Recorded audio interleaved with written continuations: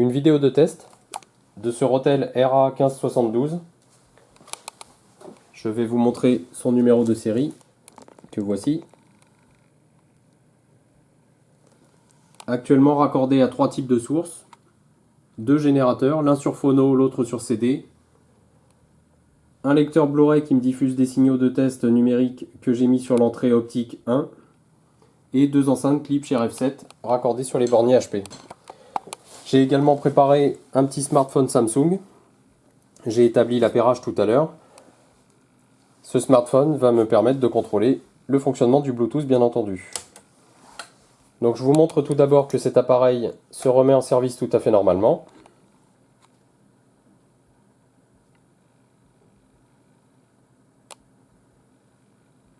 Le module Bluetooth me signale qu'il est prêt.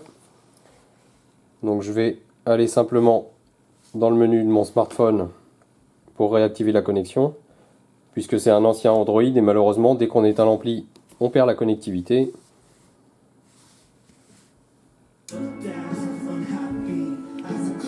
Voilà, le Bluetooth est verrouillé en aptX. Les 2 canaux sont présents, vous pouvez le voir ici.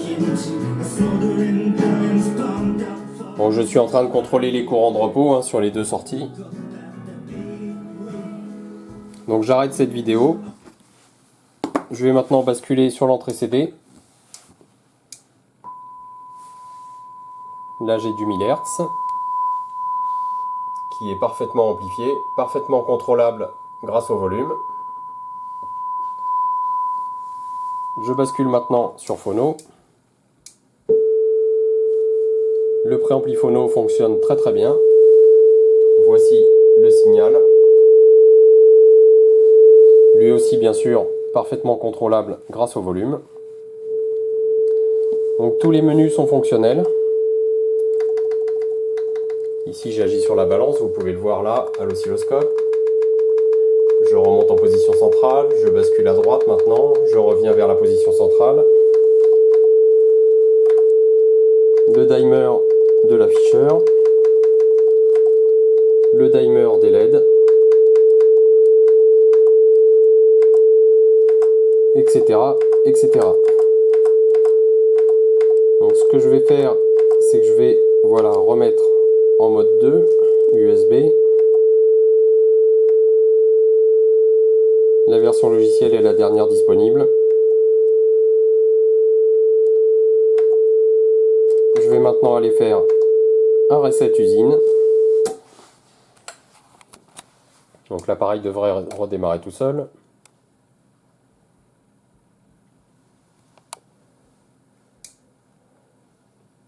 Voilà, vous constatez comme moi qu'il redémarre en tuner avec un volume de 45. C'est son mode par défaut.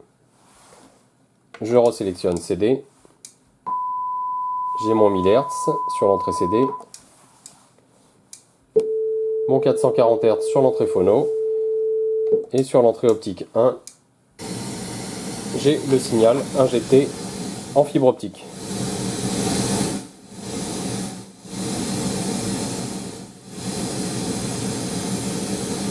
Alors je constate un petit dysfonctionnement qui était très certainement présent avant que l'appareil ne se mette à afficher protection en raison du défaut de la carte ampli.